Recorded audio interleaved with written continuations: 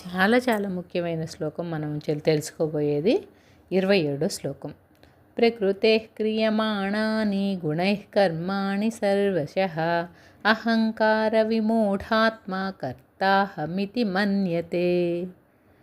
ప్రకృతి వలన పుట్టిన సత్వ రజస్ తమో గుణముల చేతనే సమస్త కార్యములు జరుగుచుండగా అహంకారముచే వివేక శూన్యుడైన మనస్సు గలవాడు తానే చేస్తున్నానని తలుచుచున్నాడు. అసలు ఎంత విచిత్రమైన వ్యాఖ్యానమో చూడండి ఇక్కడ. అంటే మనం చేస్తున్నామని ఇప్పటి వరకు అనుకుంటున్నాం, కానీ అది అంతా కూడా ప్రకృతి వలన జరుగుతుంది, నీదేం లేదు అని చెప్తున్నారు ఇక్కడ. ప్రకృతి వలనే ఈ గుణాలన్నీ పుట్టినాయి, ఈ సత్వరజస్తమో గుణాలు. ఈ సత్వరజస్తమో గుణాలే మన బుద్ధి, చిత్తము, అహంకారము, పంచభూతాలు, కర్మేంద్రియ, జ్ఞానేంద్రియాలు, శబ్దాది విషయాలు అనే 24 తత్వాలుగా మార్పు చెంది ఉన్నాయంట. కాబట్టి ఈ దృశ్య ప్రపంచంలో కనిపించే దేహం కానీ, మనస్సు కానీ, బుద్ధి కానీ ఈ సమస్తం అంతా కూడా ప్రకృతి సృష్టించినదే.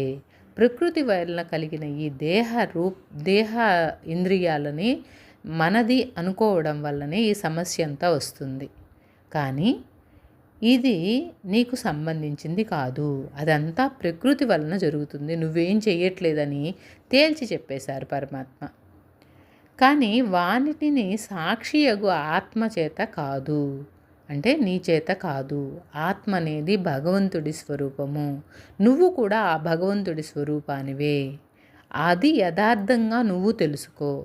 నువ్వు చేసే కర్మ నేను అని, ఇదే నా దేహమే నేను, నా మనస్సే నేను అనుకోవడం వల్లనే నువ్వు అనేక జన్మలను ఎత్తుతున్నావు, దుఃఖాలను కూడా అనుభవిస్తున్నావు.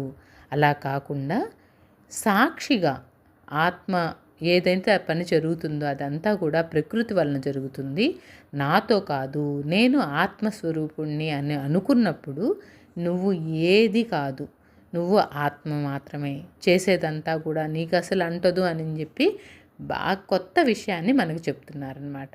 ఇదే జ్ఞానికి అజ్ఞానికి ఉన్న తేడా.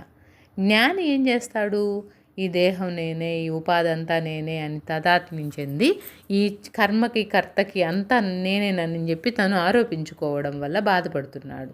కానీ జ్ఞాని అయిన వాడు ఉపాధి నేను కాదని వేరు చేసి తాను ఆత్మే కానీ ఉపాధి కాదని తలచి దాన్ని సాక్షిభూతంగా చూస్తున్నాడు. అందుకనే తను పరమానందాన్ని అనుభవిస్తున్నాడు. దుఃఖము, దుఃఖరాహిత్యము, కర్తృత్వము, అకర్తృత్వము అనేది ఆధారపడి ఉంటుంది. అజ్ఞానికేమో అనంత దుఃఖం ఉంటుంది, జ్ఞానికేమో అనంత సుఖం ఉంటుంది.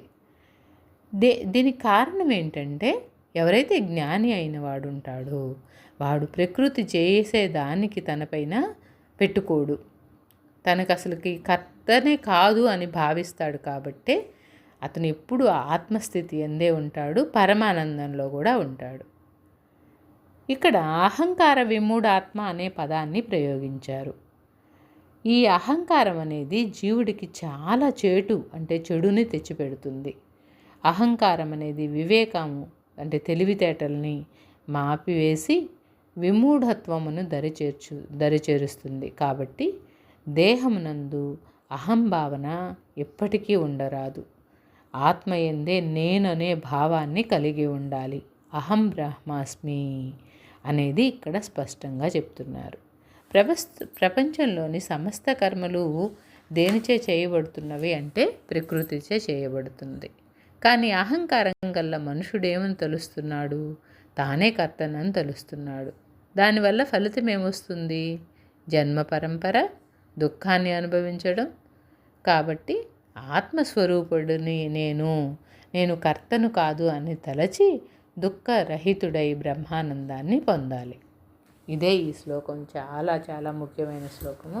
ఇప్పటి వరకు మనం చేసిన పనులన్నీ కూడా మనమే చేస్తున్నామని అనుకుంటున్నాము, కానీ ఈ శ్లోకంలో పరమాత్మ ఏం చెప్తున్నాడు, నువ్వు అసలు ఏం చేయట్లేదు, ప్రకృతే చేస్తుంది, నువ్వు సాక్షివి మాత్రమే. నువ్వు ఆత్మస్థితిలో ఉండి నువ్వు అది గమనించావు అంటే నువ్వు ధన్యుడివి, నువ్వే పరమానందాన్ని పొందుతావు, నువ్వే భగవంతుడి స్వరూపానివి అని తేల్చి చెప్పేశాడు. కాబట్టి ఈ విషయాన్ని కొంచెం డీప్గా ఆలోచించుకొని తెలుసుకొని 1కి 2 సార్లు విని నేర్చుకొని దాన్ని ప్రాక్టీస్ చేస్తూ ఉంటే మనకి కొంతకాలం తర్వాత ఆ స్థితి అనేది కలుగుతుంది. అలాంటి స్థితిలో జ్ఞానం అనేది ఉదయిస్తుంది. జ్ఞానం ద్వారా ఆత్మ సాక్షాత్కారం అనేది తెలుస్తుంది.